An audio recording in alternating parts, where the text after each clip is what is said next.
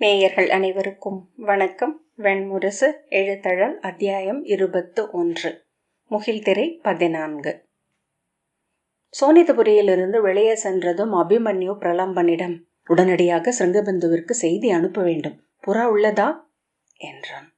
ஆம், 3 புறாக்களை காட்டில் ஒரு மரப்பொந்தில் வைத்திருக்கிறேன் என்றான் பிரலம்பன். எடும் அதை. சிருங்கபிந்துவில் உள்ள நம் படைகள் அந்நகரை அப்படியே கைவிட்டுவிட்டு தென்மேற்காக கிளம்பி யாதவ நிலம் நோக்கி செல்லட்டும் என்றான் அபிமன்யு. கைவிட்டு விட்டா என்று பிரலம்பன் தயங்கினான். ஆம், கைவிட்டு விட்டு. ஆனால் நாம் அதை கைவிட்டு விட்ட செய்தி அசுரர்களுக்கு தெரியக்கூடாது. நம் படைகள் ஒருவர் இருவராக இருளில் தனியாக கிளம்பி காட்டுக்குள் ஒன்று சேர வேண்டும்.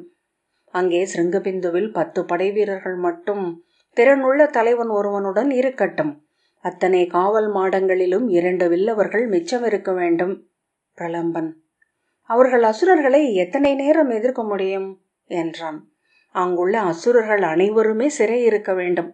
நாம் அவர்களை கொல்லக்கூடும் என்னும் அச்சம் இருப்பதனால் அசுரர் வன்மையாக தாக்க மாட்டார்கள். நம்மை அச்சுறுத்தி பணிய வைக்கவே முயல்வார்கள். அதற்குள் நாம் எல்லை கடந்து யாதவ நிலத்திற்குள் சென்று விடுவோம். நாம் ஏன் அவர்களை பணையப் பொருளாக முன்னிறுத்தக்கூடாது? அசுரர் அம்புகளுக்கு அசுரர்களே கேடயங்களாகட்டுமே என்றான் பிரலம்பன். நான் அவர்களின் இளவரசனுக்கு சொல்லளித்து விட்டேன் என்றான் அபிமன்யு. பிரலம்பன் மேலும் ஏதோ கேட்க முயன்ற பின் நாவை அடக்கி கொண்டான். அவர்கள் சொல்லில்லாமல் இணை விரைவாக காட்டுக்குள் சென்றனர். மரப்பொந்துக்குள் இருந்த புறாவை எடுத்து அதன் காலில் ஓலையை எழுதி கட்டி பறக்க விட்டான் பிரலம்பன். அபிமன்யுவே எழுதிய ஓலையுடன் இன்னொரு புறா சப்தபலத்திற்கு சென்றது. பெரிதொன்றை தன்னுடன் எடுத்துக்கொண்டான். நாம் செல்வதற்குள் சப்தபலம் படையொருங்கி இருக்கும் என்றால் நன்று என்றான் பிரலம்பன். வாய்ப்பில்லை. மூத்தவர் சாத்தியகி மாதுளரின் அதே உளமூடலை தானும் கொண்டிருக்கிறார். பாணாசுரரிடம் பேசலாம் என்றே அவர் எண்ணுவார். பாணர் இருக்கும் உளநிலை என்ன என்று நாம் அறிவதை அவருக்கு சொல்லி புரிய வைக்க முடியாது. அங்கே சென்று நாமே நகர் மக்களையும் யாதவ குடிகளையும் நோக்கி அறை கூவி படை திரட்ட வேண்டியதுதான். அதுவும் இயலுமா என்றே ஐயமாக உள்ளது என்றான் அபிமன்யு. உண்மையில் பிரிதொரு ஓலையை தந்தைக்கு அனுப்பினால் என்ன என்று எண்ணினேன். அவர் சிறிய படையுடன் வந்தால் கூட பாணரை எளிதில் வெல்ல முடியும். ஆனால் அது நான் அஞ்சிவிட்டதாகவும் அவரிடம் உதவி கோருவதாகவும் பொருள்படுமோ என்னும் எண்ணம் வந்தது என்று அபிமன்யு சொன்னான். பிரலம்பன், நாம் இப்போது வெல்வதே தேவையானது. இங்கே நாம் தோற்றால் இளைய யாதவர் தோற்றதாகவே பொருள்படும். அவர் வெல்லப்பட முடியாதவர் என்னும் எண்ணமே யாதவரை ஆற்றல் கொண்டவர்களாக ஆக்குகிறது. பிறரை அஞ்சி தயங்கவும் செய்கிறது. அவரை பாணர் வென்றுவிட்டார் என்ற செய்தி போதும். நுரை உடைந்து அமைவது போல யாதவ நிலம் சீர்குலைந்து சிதையும். நோயுற்ற யானையின் செவியசைவு நிலைப்பதற்காக காத்திருக்கும் ஓநாய் கூட்டங்களைப் போல சூழ்ந்து நோக்கி இருக்கிறார்கள் சத்திரியர் என்றான்.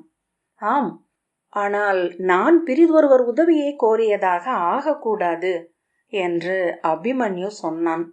பிரலம்பன் எரிச்சலுடன், அப்படி ஒரு பெயர்குறை வந்தால் கூட பிரிதொரு களத்தில் அதை ஈடு செய்யலாம் இளவரசே.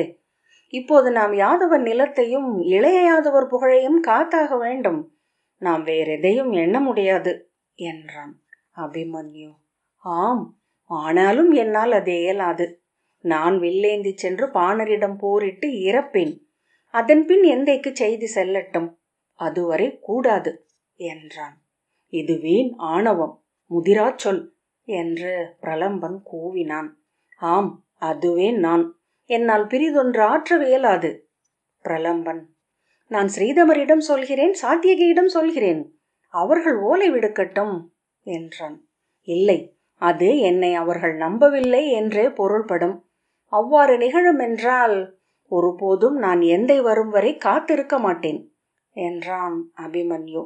இளவரசே என பிரலம்பன் தொடங்க அபிமன்யு கை அமர்த்தி, என்னை பீஷ்ம பிதாமகர் வாழ்த்தும் போது உடனிருந்தீரல்லவா? அவர் புகழ்கொள்வேன் என்றன்றி பிரிதொரு சொல் உரைக்கவில்லை. எனக்கு இப்பிறவியில் பெரும் புகழ் ஒன்றே மிஞ்சும்.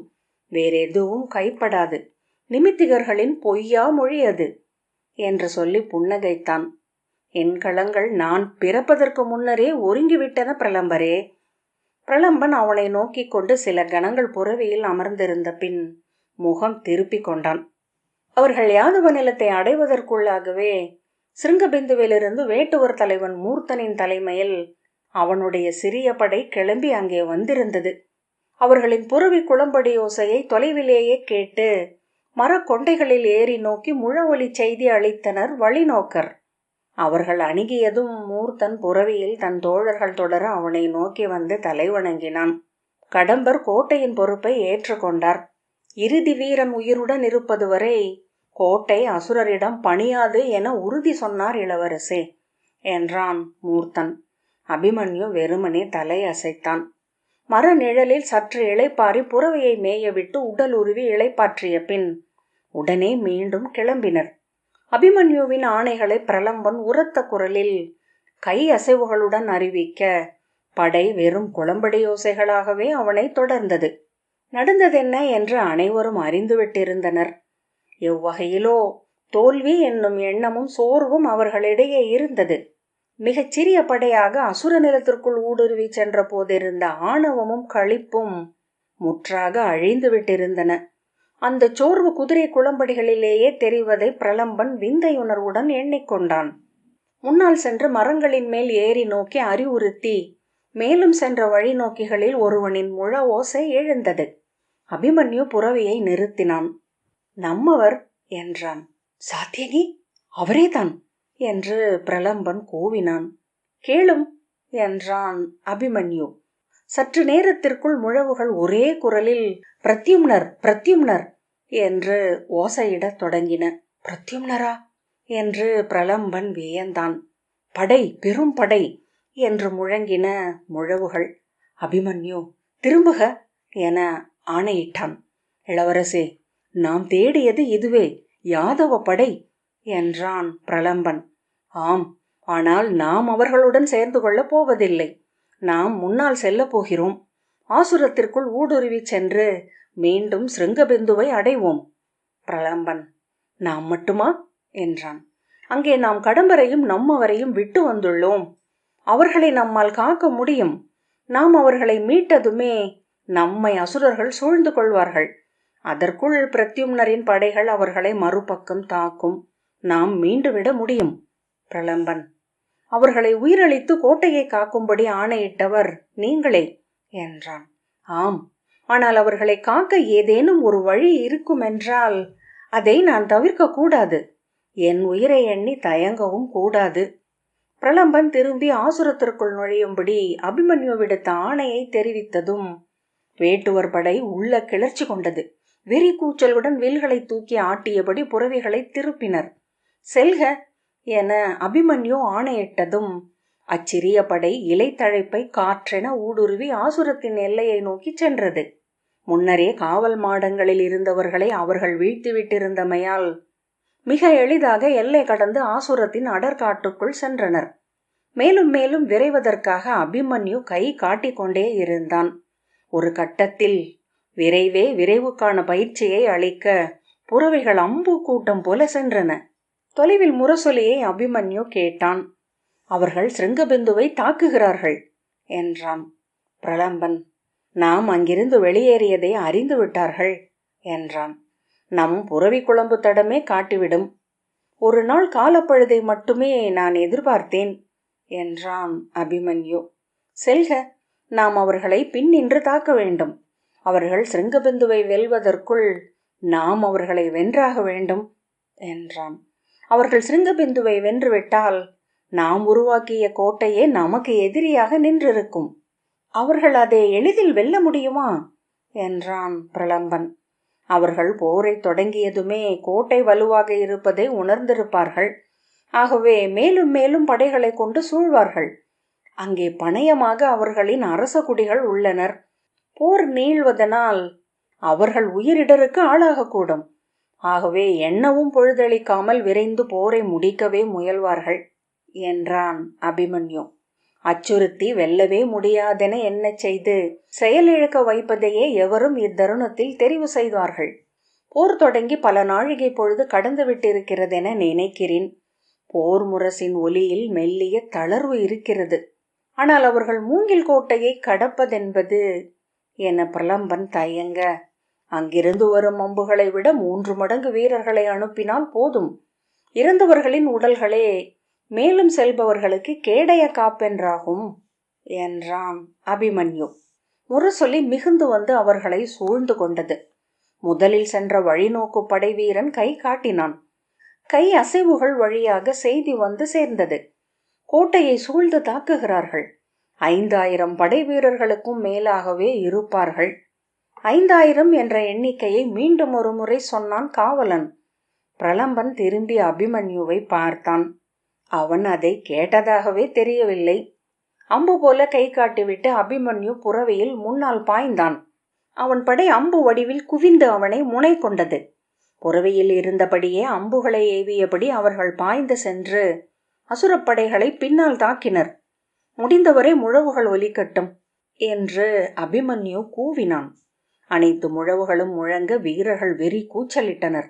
அசுரப்படைகள் பின்னால் வருவது எத்தகைய படை என்று அறியாமல் குழம்பி சிதறினர். அபிமன்யு விரி சிறை முத்திரை காட்ட அவன் வீரர்கள் விரியும் கழுகின் சிறகென பிரிந்து மரங்களுக்கு பின்னால் ஒளிந்து கொண்டு அம்புகளை பெய்யத் தொடங்கினர். அசுரக்குடி படைத்தலைவன் தன் படையினர் சிதறி விழுவதை நோக்கி முதலில் நிலை அழிந்தாலும் உடனடியாக ஆணையிட்டு படைகளை 2ஆக பிரித்தான். ஒரு பகுதியை திரும்பி நின்று அபிமன்யுவை எதிர்கொள்ளும்படி வகுத்து முன்னணி படையினரை கோட்டையை வெல்லும்படி செலுத்தினான். கோட்டைக்குள் அவர்கள் பெரும்பாலும் நுழைந்து விட்டிருந்தார்கள்.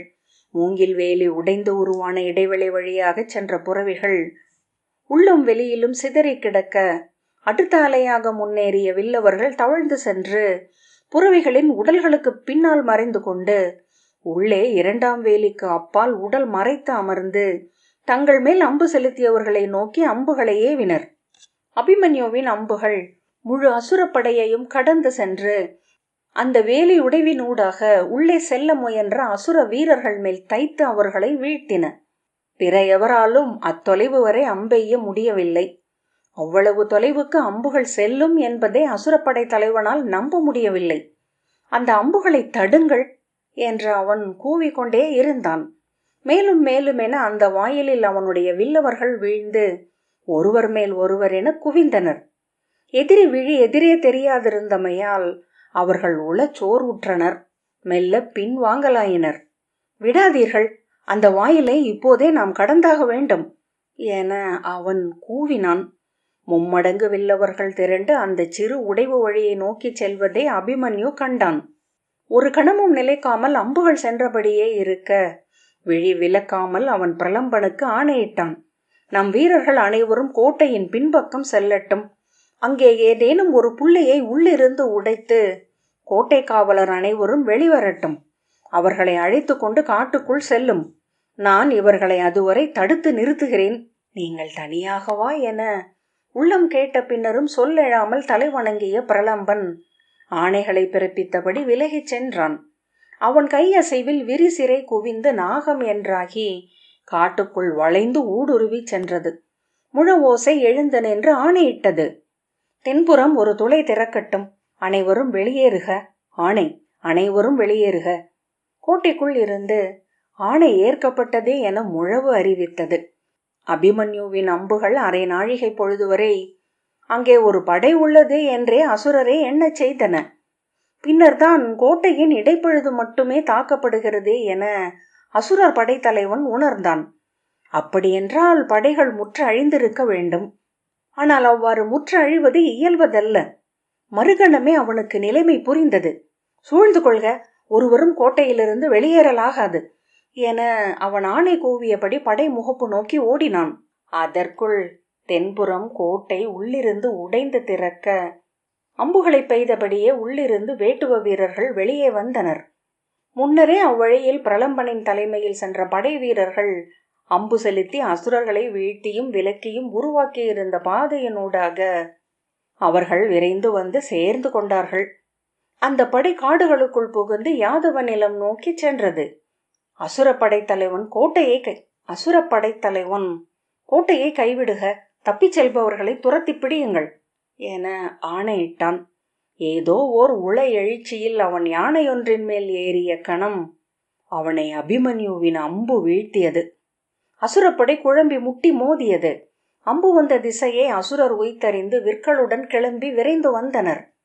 இமைக்காமல் அசையாமல் நோக்கி நின்ற அபிமன்யு வீழ்ந்த தலைவனை நோக்கி வந்தவனை துணைப்படை தலைவன் என்று அருகே நின்றவர்கள் விலகிய முறையிலிருந்து உணர்ந்தான்.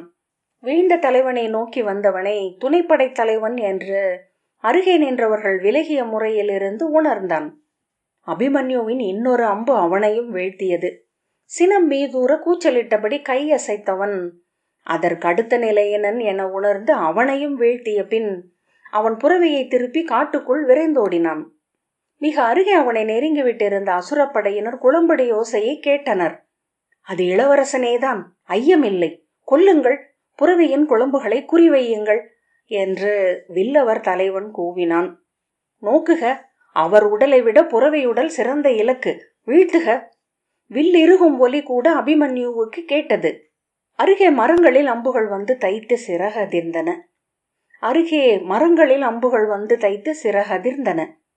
அவன் திரும்பி திரும்பி அம்பு செலுத்தியபடியே சென்றான். அவனை தொடர்ந்தவர்களில் இருவர் வீழ்ந்து மண்ணில் அலறினர்.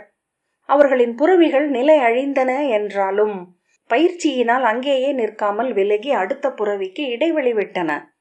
தொலைவில் முழ ஓசை கேட்டது. பிரலம்பன் பிரத்யும்னனுடன் சென்று சேர்ந்து விட்டிருந்தான். அபிமன்யு மேலும் மேலும் என புறவியை செலுத்தினான். முழ ஓசை பெருகி அணைந்தது. அவன் புறவி ஓடிச் சென்ற விசையிலேயே முகம் மண்ணில் அறைய குப்புற விழுந்து அவனை தூக்கிச் சுழற்றி வீசியது. விழுந்து உருண்டு எழுந்து அதே விசையில் புதர்களிடையே ஓடி பதுங்கி விரைந்தான். விழுந்து விட்டார், இங்குதான் இருப்பார் என்றன குரல்கள். அவர் குறிப்பிரழா வில்லவர். நோக்குக. அக்குரலே இலக்காக அவன் அலறி வீழ்ந்தான். யார் என்ற ஒலியால் மீண்டும் ஒருவன் இலக்களித்தான். ஓசையின்றி நாகம் போல புதர் நடுவே சென்ற அபிமன்யு தன்னிடம் ஒரே ஒரு அம்பு மட்டும் எஞ்சியிருப்பதை உணர்ந்தான். மரத்தில் தைத்திருந்த 2 அம்புகளை எடுத்துக்கொண்டான். ஒரு புறவி சீறியது. அவ்வோசையே அதன் மேல் இருந்தவனின் கழுத்தை அவன் விழிகளுக்கு காட்டியது. மேலும் மேலும் வீரர்கள் வந்து கொண்டிருந்தனர். அப்பால் அசுரப்படைகள் முரசுகள் முழங்க ஒருங்கிணைந்து காட்டுக்குள் நுழைந்து கொண்டிருப்பதை அவன் அறிந்தான். புதர்களுக்கு நடுவே காவல் மாடம் ஒன்றை கண்டான். அதன் மேல் தோல் மின்னும் முரசு இருந்தது. கீழே அம்பு தூளிகளுடன் 7 விழுந்து கிடந்தனர். அவன் அம்புகளை சேர்த்து கொண்டான். மரத்தடியில் பதுங்கி ஒரு கல்லை எடுத்து முரசின் மேல் எய்தான். அது முழக்கமிட்டதும் புதர்களுக்கு அப்பால் முரசொலி என ஒரு குரல் எழ, எங்கே என மறுமொழி எழுந்தது. இருவரும் விழுந்தனர். பின்னர் ஓசைகள் எழவில்லை. அபிமன்யு மெல்ல தன்னை முழுமையாக உள்ளிழுத்து கொண்டு மரப்பொந்து ஒன்றில் பதுங்கிக் கொண்டான். மேலே பறந்த புட்களை நோக்கினான். நாகனவாய் ஒன்று கிளையில் அமர்ந்திருந்தது. அது தலை திருப்பியதுமே அதனால் நோக்கப்பட்டவன் வீழ்ந்தான். உடனே அங்கிருந்து எழுந்த அம்பு பீரிடலால் அபிமன்யுவை சூழ்ந்திருந்த மரங்கள் அனைத்திலும் அம்புகள் தைத்தன. சில கணங்களுக்கு பின் பிரிதொரு பறவை எழுந்து பறந்து இருவரை காட்டிக் கொடுத்தது. மீண்டும் ஒரு பறவை ஒருவனை வீழ்த்தியது. அவர்கள் மெல்ல பின் அடைந்து விட்டார்கள் என்பதை அபிமன்யு உணர்ந்தான். ஆனால் அவர்களுக்கு பின்னால் அசுரப்படை திரண்டு வருவதன் ஓசை எழுந்து வலுத்தபடியே வந்தது. ஒரு நாழிகை பொழுதுக்குள் அசுரப்படைகள் அங்கே பரவி நிறைந்துவிடும் என உணர்ந்தான். மெல்ல அசைந்து பின்னடைந்தான். அதற்குள் அவன் காலில் அம்பு ஒன்று தைத்தது. அதன் வலி யோசையை உடலுக்குள் நிறுத்தி கொண்டு மேலும் பின்னால் சென்றான். தலைக்கு மேல் ஒரு குரங்கு இங்கே இங்கே இங்கே என்று கூச்சலிடத் தொடங்கியது. வில்லவர் தலைவன், அங்கே இருக்கிறார், விடாதீர்கள், சூழ்ந்து கொள்ளுங்கள், நேராக செல்லாதீர்கள், அம்புகள் ஓயவே கூடாது என்று கூச்சலிட்டான். சவுக்கு சுழலும் ஒலியும் நாகம் சீரும் ஒலியும் வீணை நரம்பு சுண்டும் ஒலியும் என அம்புகள் வந்து அத்தனை மரங்களிலும் தைத்து கொண்டிருக்க அபிமன்யு தரையில் இழைந்து சென்று கொண்டிருந்தான். பின்னால் அசுரப்படைகள் அணுகிவிட்டன என்று தெரிந்தது. ஆசுரத்தின் எல்லை நெடுந்தொலைவு என புரிந்தது. கைகளையும் கால்களாக்கி அவன் தவழ்ந்து முன் சென்றான். தவழ்ந்து செல்கிறார். ஆகவே கீழே நின்று அவரை வீழ்த்த இயலாது. மரங்கள் மேல் ஏறி தேடுங்கள் என்றான் வில்லவர் தலைவன். அபிமன்யு மல்லாந்து படுத்து கால்களால் உந்தி தவழ்ந்தபடி மரங்களில் ஏறிய இருவரை வீழ்த்தினான். அவர் ஒருவர்தான், மரங்களில் ஏறுங்கள். வில்லவர் தலைவனின் குரலில் இருந்து அவன் மரத்திற்கு பின்னால் ஒளிந்து நின்று ஆணையிடுவது தெரிந்தது. மீண்டும் மூவர் மரங்களிலிருந்து விழுந்தனர். அம்புகள் வரும் திசையை நோக்குக என்றான் வில்லவர் தலைவன். அசுரப்படைகளின் குளம்படி யோசை காட்டை சூழ்ந்தது. பறவைகள் எழுந்து வானில் ஒலி நிறைத்தன. அப்பால் ஒரு பாறையை அபிமன்யு கண்டான். அதன் பிளவுக்குள் சென்று விட்டால் ஒரு நாழிகை பொழுது விலகி கொண்டு நின்றிருக்க முடியும், அசுரப்படைகள் முற்றாக சூழ்ந்து கொள்வது வரை. ஆனால் விழிகளால் அளந்தபோது அது சற்று தொலைவில் இருந்தது. அதற்கு செல்லும் மண் உயரமற்ற புதர்களால் ஆனதாக இருந்தது. அவர்களை குழப்பி சற்று பொழுதுக்கு அம்புகளை நிறுத்த முடிந்தால் சென்று விடலாம். அபிமன்யு காற்றில் அம்புகளை எய்து அந்த அம்புகளை பிற அம்புகளால் அடித்தான். ஓசை அப்பால் கேட்க வில்லவர்கள் அத்திசை நோக்கி திரும்பினர். அது அஸ்திர சந்தி முறை. ஓசையை கேட்காதீர், அம்புகள் கிளம்பும் திசையை நோக்குக என ஆணையிட்டான் வில்லவர் தலைவன். அதற்குள் அபிமன்யு எழுந்து ஓடி அந்த பாறையை கடந்து அப்பால் பாய்ந்தான். அவன் காலில் பிரிதொரு அம்பு தைக்க பிற அம்புகள் பாறை மேல் உலோக ஒலியுடன் உதிர்ந்தன. அவன் எழுந்து எய்த அம்பில் ஒருவன் அலறி வீழ்ந்தான். அதற்குள் அப்பால் இலை தழைப்புக்குள் அசுரப்படையின் அணுகும் புறவிகளை அவன் கண்டான். வில்லை இழுத்து நான் விம்ம அம்பேற்று முன்னால் வந்த புறவி வீரனை அவன் வீழ்த்திய போது தனக்கு பின்னால் புறவிகளின் குளம்படி யோசையை கேட்டான். பிரத்யும்னனது படையின் முன்னணி புறவி வீரர்கள் அம்புகளை பாய்ச்சியபடி போர்க்கூச்சலுடன் கிளைகள் உடைந்து தெரிக்க, கூழாங்கற்கள் சிதறி பறக்க, பெரிய வலை ஒன்று நீரிலிருந்து எழுவது போல செறிகாட்டுக்குள் இருந்து தோன்றினர். எழுத்தழல் 21வது அத்தியாயம் இத்துடன் நிறைவு பெற்றது. நன்றி.